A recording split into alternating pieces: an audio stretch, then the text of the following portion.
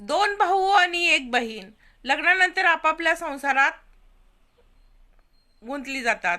आणि बहिणीचं तर खूप म्हणजे सगळं व्यवस्थित असतं. दुसरा भाऊ नोकरी लागलेला असतो आणि तिसरा शेतकरी असतो. त्याला नोकरी नसते, त्यामुळे तो गरीब असतो. शेतकरी म्हटल्यानंतर तुटपुंच्या जे काय शेतात पिकवतो त्याच्यावरती त्याचं घर आणि हे चालू असतं. रक्षाबंधनला हा बिना बोलवता आपल्या बहिणीच्या घरी जातो बायकोला घेऊन. बायको आणि भाऊ दोघं जण घरी जातात. बहीण मोठ्या घरात असते. बहीण वाट बघत असते ती मोठ्या भावाची, कारण तो नोकरीला असतो ना. आणि अपेक्षित म्हणजे अनपेक्षितपणे हा छोटा भाऊ तिच्या समोर येतो.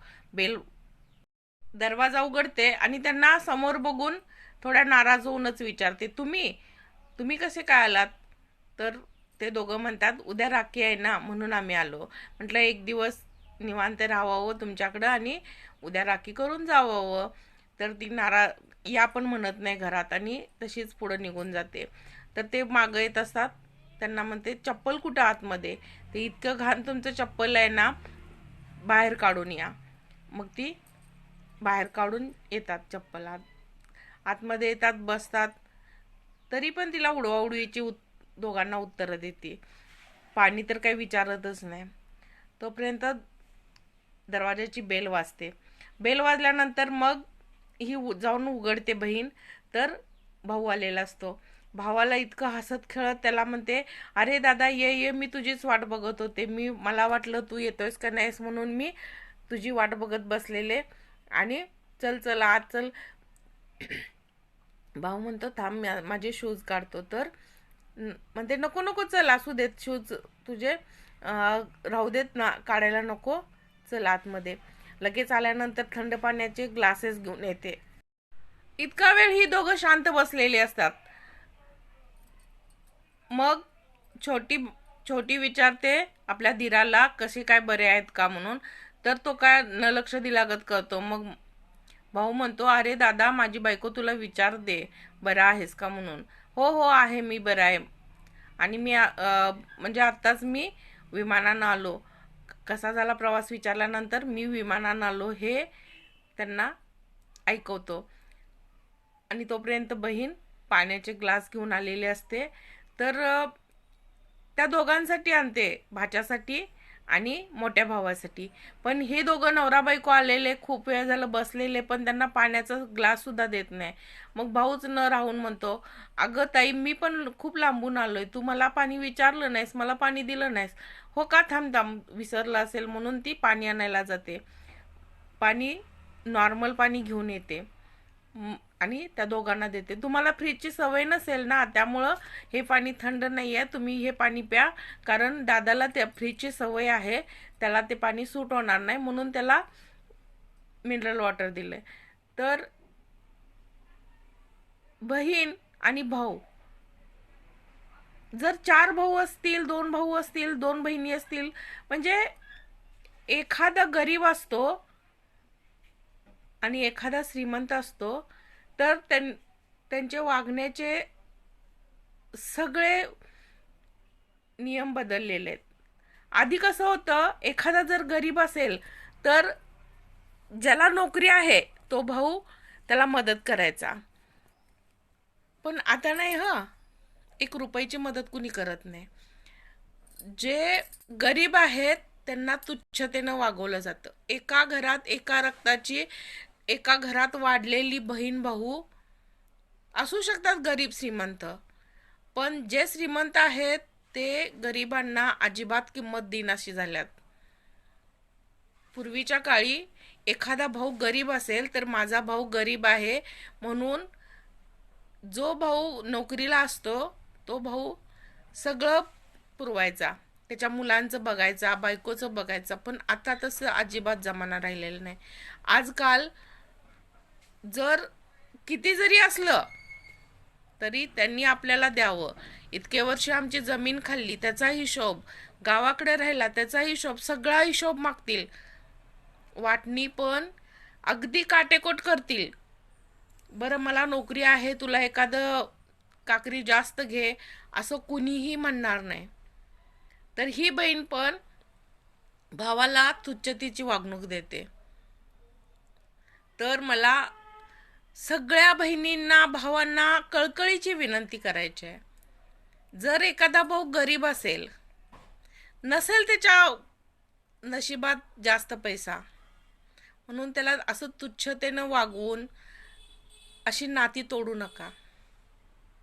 कारण जे गरीब आहेत ना त्यांना जाणीव असते, जे श्रीमंत आहेत ना त्यांना जाणीव राहत नाही कोणत्या गोष्टीची, आणि वेळ बदलायला वेळ लागत नाही. त्यामुळं स्वतःच्या रक्ताचे बहीण भाऊ आहेत हे विसरू नका. बायका बायका बायका आता जावा जावा ज्या असतात का नाही, त्या तर हे सगळं बघणारच. एक मोठ्या घरातून आलेली असली तर आपल्या नवऱ्याला त्याच्या सगळ्यांपासून तोडणार. ती लहान घरात आलेली असू दे नाहीतर मोठ्या घरात आलेली असू दे. पण जर नंतर परिस्थिती बदलली असेल ना तर ह्या बायका ॲडजस्ट करणार नाहीत. बहीण भावांनी समजून घ्या, ऐकू नका तुमच्या बायकांचं. बहिणींना पण मला कळकळीची विनंती करायची आहे, तुमच्याकडे देवाच्या कृपेनं असेल ना तर गरीब भावाला कधीच विसरू नका. त्याच्यासाठी काही नाही, फक्त रक्षाबंधनला काय असेल ते त्याचं काय म्हणतात ते पांढरी दशी म्हणतात आमच्याकडं, पांढरी दशी हे करा, स्वीकारा. आणि हा कसं म्हणजे बहीण भाऊ गरीब असतील, लहानपणी बघा आपण सगळे एकत्र राहिलेलो असतो.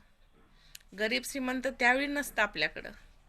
मग मोठं झाल्यानंतर पण ज्या ज्यावेळी तुम्ही भेटाल, ज्या ज्यावेळी तुमच्याकडे बहीण येईल किंवा तुम्ही बहिणीकडे जाल, श्रीमंताच्या घरी एक वेळ जाऊ नका, पण एखादी गरीब बहीण असेल तर तिच्या घरी जा. आणि श्रीमंत बहीण असेल तर तू बहीण बहीण म्हणून गरीब भावाच्या घरी नक्कीच जा.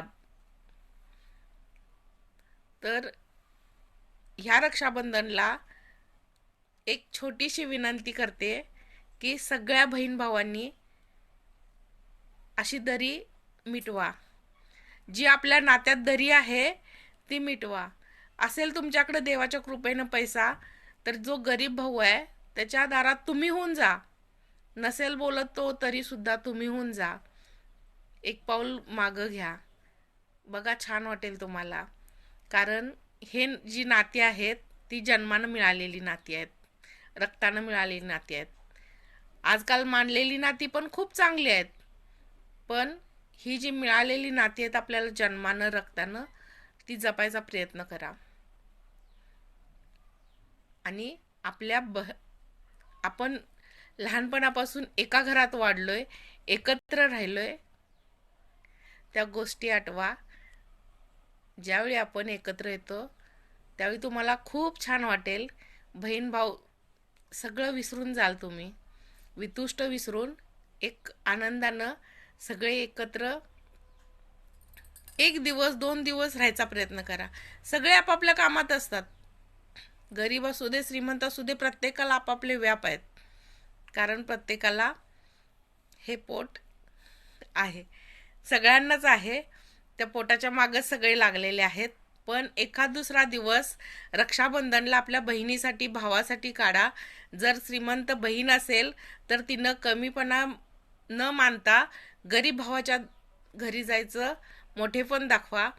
आणि जर गरीब बहीण असेल आणि श्रीमंत भाऊ असेल तर त्यांनी हे सगळं विसरून गरीब बहिणीच्या घराला पाय लावायचं एक भाग्य मिळवा.